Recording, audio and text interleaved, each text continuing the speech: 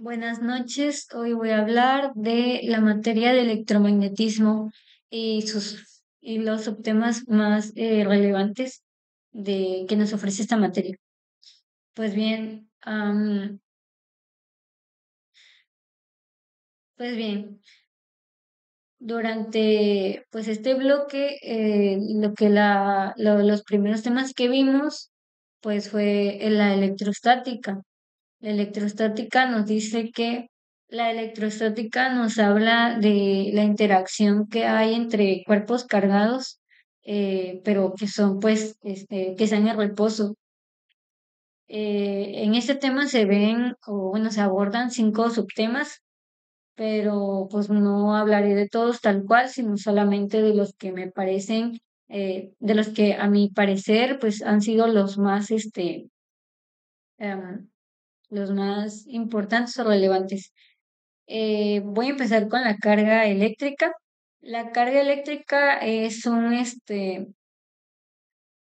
pues es una propiedad intrínseca de la materia y, y pues a su vez pues produce interacciones electrostáticas. Está la carga positiva y la carga negativa. Para este subtema también se habla de lo que es la ley de Coulomb. La ley de Coulomb nos habla de lo que son las fuerzas en las cargas. Por ejemplo, si nosotros tenemos dos cargas, suponiendo que mis puños son las cargas, pues este puede ser el positivo o ese puede ser el negativo.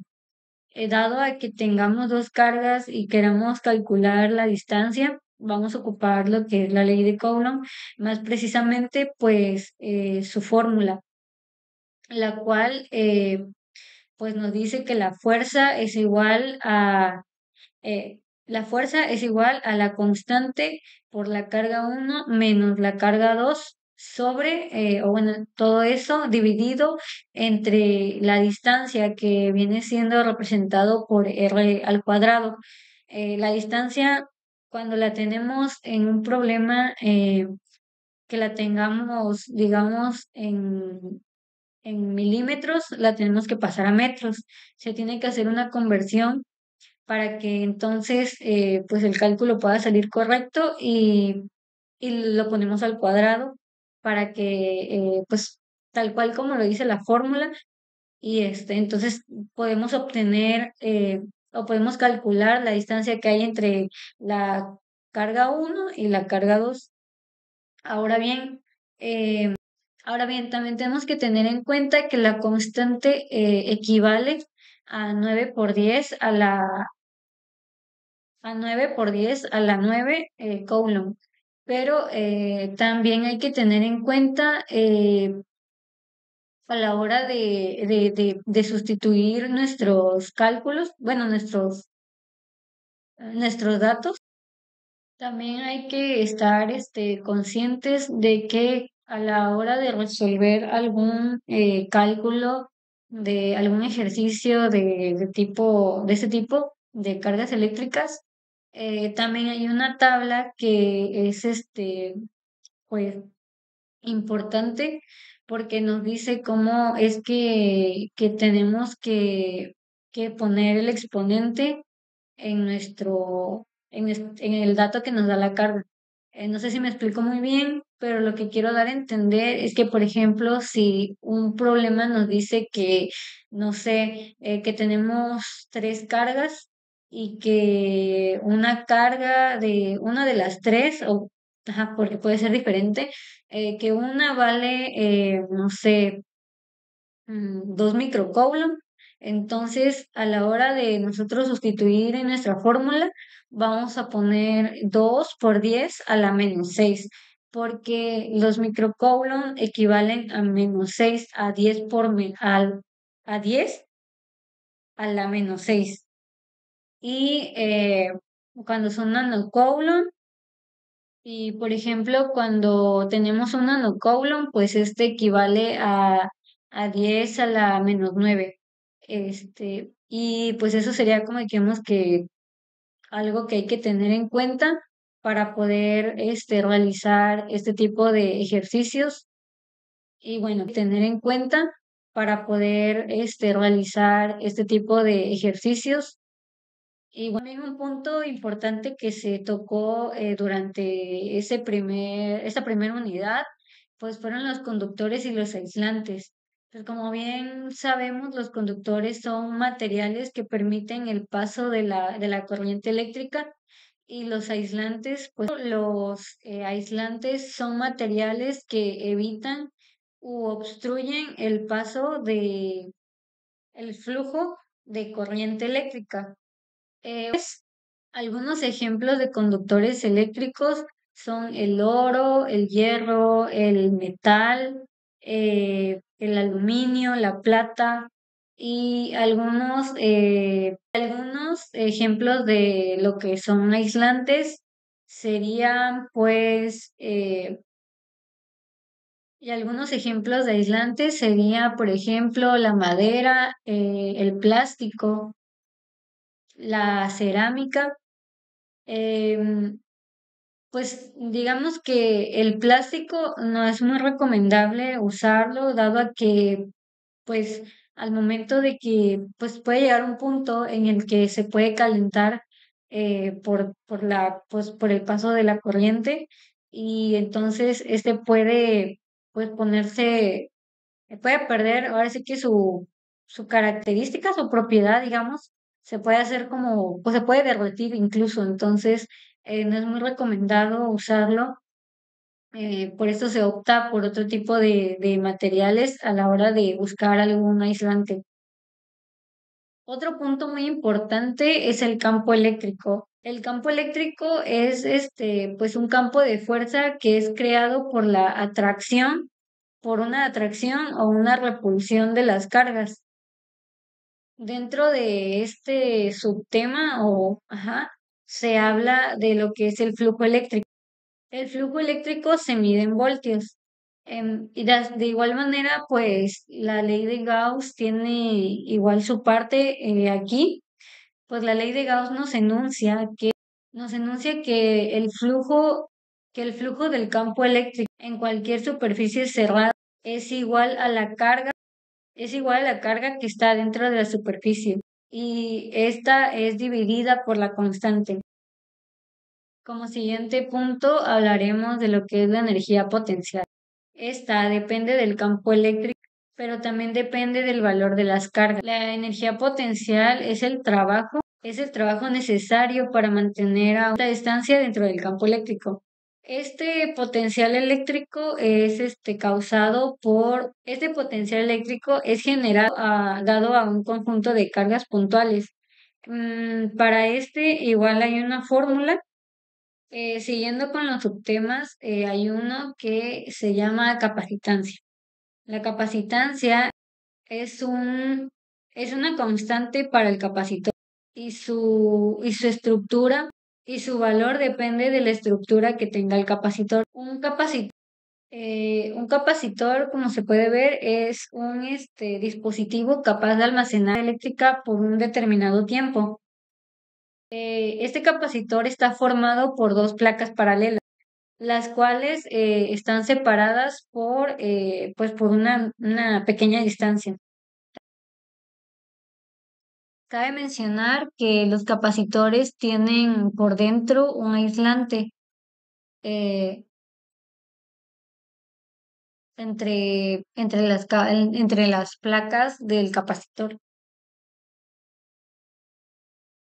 Si el voltaje disminuye, entonces la capacitancia va a aumentar. A esto se le conoce como constante dieléctrica.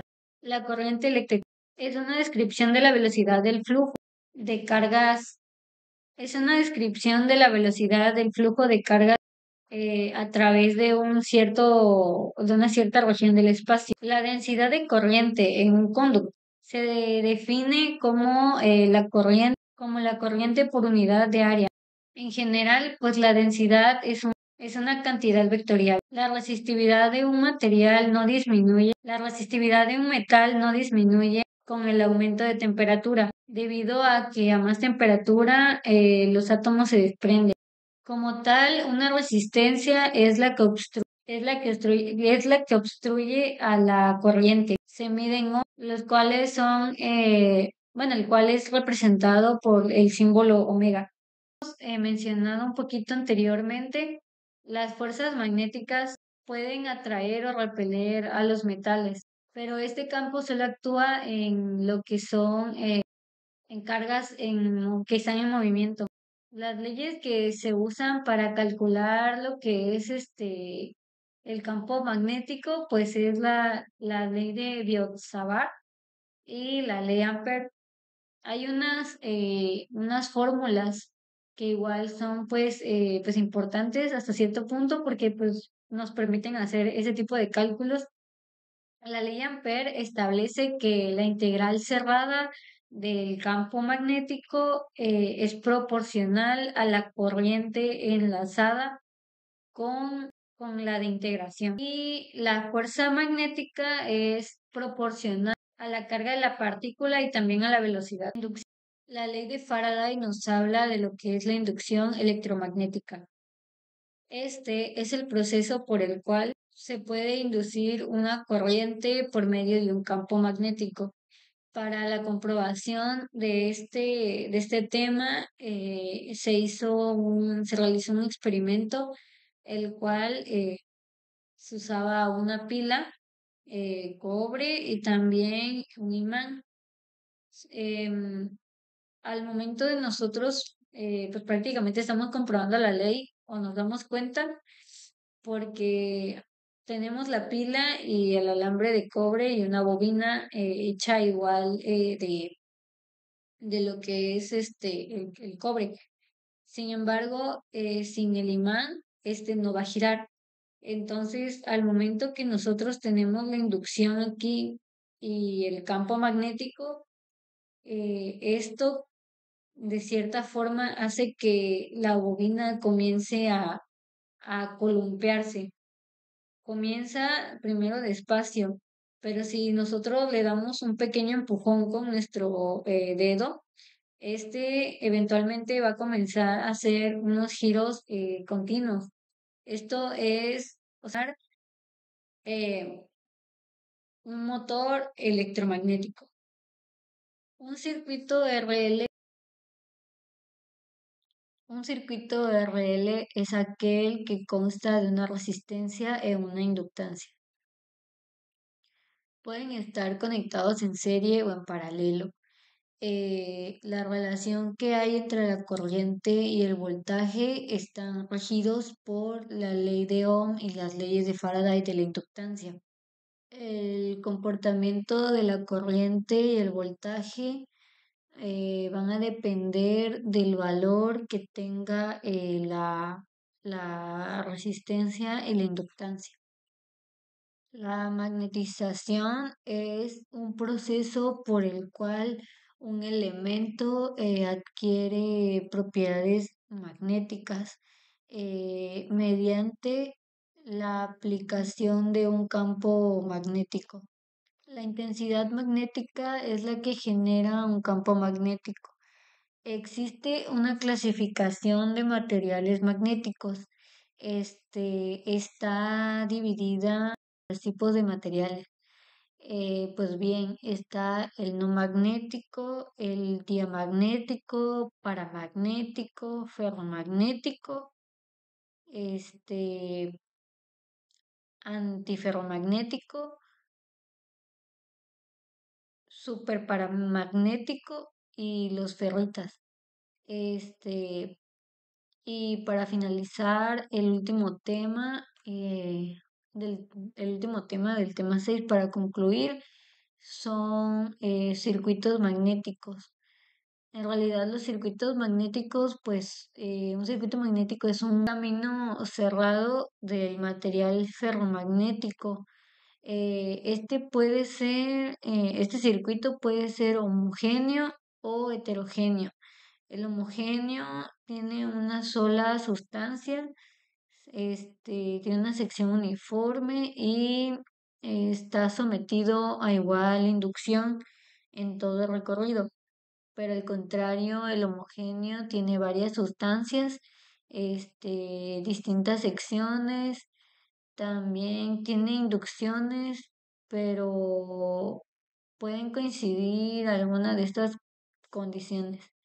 Y eso sería a grandes rasgos lo que hemos visto y aprendido en toda la materia. Dos cargas